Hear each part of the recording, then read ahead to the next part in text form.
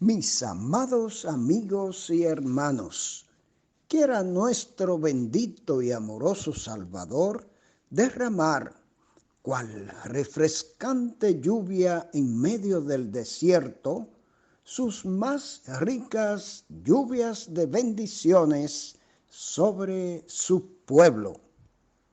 Reciban nuestra cordial gratitud por la gentileza de su grata compañía a fin de compartir con nosotros estos breves minutos de saludable alimento para el alma, rica nutrición para la mente y fresco refrigerio para el espíritu.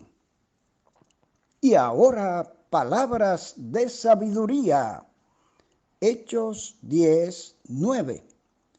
Al día siguiente, mientras ellos iban por el camino y se acercaban a la ciudad, Pedro subió a la azotea para orar cerca de la hora sexta. Mis amados amigos y hermanos, continuamos nuestro maravilloso recorrido por este interesante capítulo 10 del libro de los Hechos. Recordando que el capítulo 10 nos relata la significativa conversión de un centurión romano de nombre Cornelio. Esta conversión fue significativa no solo porque impactó positivamente al cristianismo frente a los judíos y gentiles, sino porque marca el paso al primer gentil que tuvo el privilegio de formar parte de la Iglesia de Jesucristo.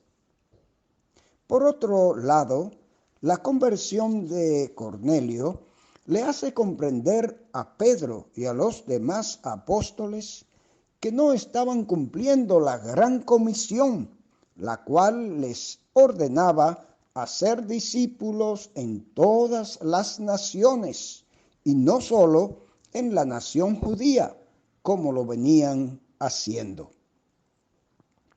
Ahora bien, volviendo a la conversión de Cornelio, que es el tema central de este capítulo, nuestros oyentes deben observar que ni los rangos, ni las posesiones, ni la fama, ni las buenas cualidades humanas, ni las buenas obras, ni el prestigio, ni la religión, ni siquiera el temor de Dios y las oraciones constantes pueden salvar al ser humano.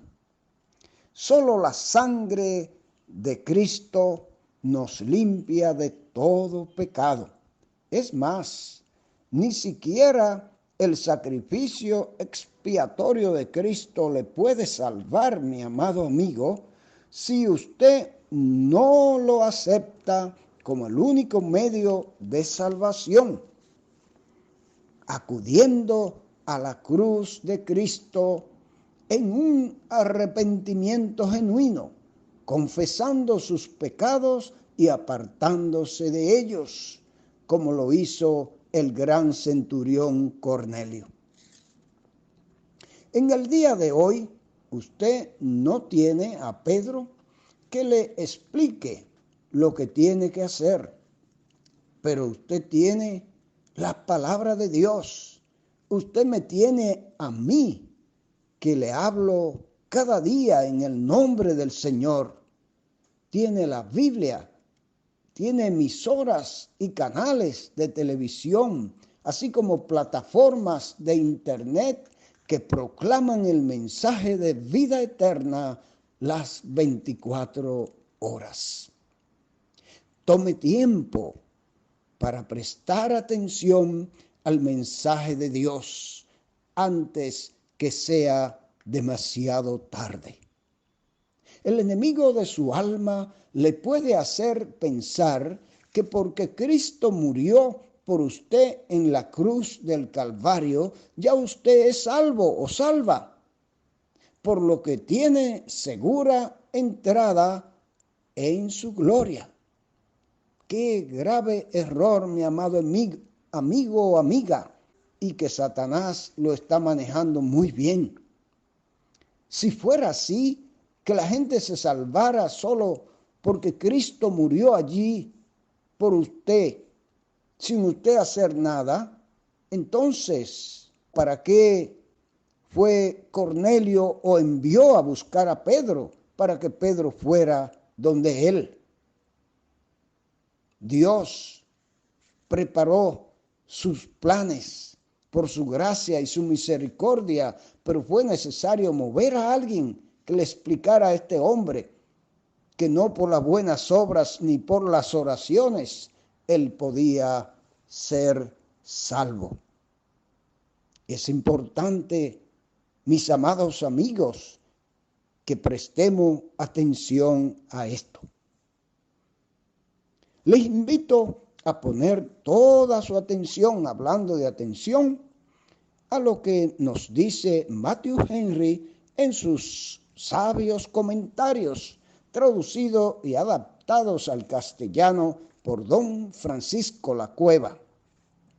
Hoy con el tema La conversión de Cornelio, parte 3, Hechos 10, 9 y 10. Cornelio ha recibido del cielo orden de llamar a Pedro, pero ¿vendrá Pedro a casa de Cornelio, siendo éste un pagano incircunciso, siendo un despreciado gentil? Es un difícil caso de conciencia para el apóstol, quien todavía no había echado de sí la estrecha y fanática noción judía de que la salvación era privilegio exclusivo del pueblo elegido, es decir, de Israel. Para vencer esta dificultad, tenemos ahora otra visión, esta vez para Pedro, a fin de prepararle para recibir el comunicado que le enviaba Cornelio. Cristo había ordenado a sus discípulos predicar el evangelio a toda criatura, hacer discípulos de todas las naciones. Pero ni aun Pedro pudo entender esto hasta que le fue revelado en una visión. Vamos a ver las circunstancias de esta visión que se le presentó al apóstol. La tuvo mientras los hombres enviados por Cornelio se acercaban a la ciudad. Pedro no sabía nada de este viaje y los que venían de parte de Cornelio no sabían nada de la oración ni de la visión de Pedro, pero el que los conocía a todos preparaba las cosas para la entrevista. Así es como Dios pone en la mente de sus ministros cosas en las que no habían pensado y las pone justamente en el momento en que tienen la oportunidad de hacer uso de ellas o tienen la necesidad. En segundo lugar, la tuvo cuando había subido a la azotea para orar cerca de la hora sexta, es decir, al mediodía.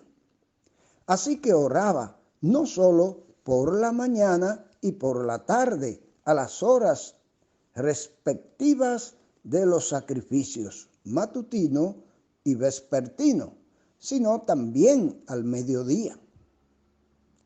Nos parece demasiado largo el tiempo que pasa entre el desayuno y la cena si no comemos algo al mediodía. Sin embargo, ¿quién piensa que es demasiado largo para pasar sin oración desde la mañana hasta la noche? Pedro tuvo la visión después de orar. La elevación del corazón a Dios en oración es una excelente preparación para recibir las instrucciones de la gracia de Dios. la tuvo. En tercer lugar, tuvo esta visión cuando sintió hambre y quiso comer. El hambre era como el contexto apropiado donde Dios quería insertar la visión de los animales. Como el hambre de Jesús en el desierto le sirvió a Satanás de contexto para tentarle a convertir las piedras en pan. La visión misma. Mientras le preparaban algo, le sobrevino un éxtasis, dice la palabra, según verso 10, parte B. Perdió la perspectiva de las cosas terrenales y su mente quedó en disposición de recibir instrucciones celestiales. Cuanto más nos alejamos del mundo, tanto más nos acercamos al cielo. Y la manera de acercarnos al cielo es escudriñar las Escrituras, es doblar nuestras rodillas ante Dios para orar, es escuchar el mensaje de Dios a través de todos los medios, porque Dios nos está hablando continuamente. El Señor nos bendiga y abra nuestros entendimientos y nos ayude a prestar atención a la voz de Dios. Es tiempo de buscar a Dios. Y mientras usted reflexiona y presta atención al llamado de Dios, continuaremos con este interesante relato y reflexión en nuestra próxima audición. Dios les bendiga abundantemente.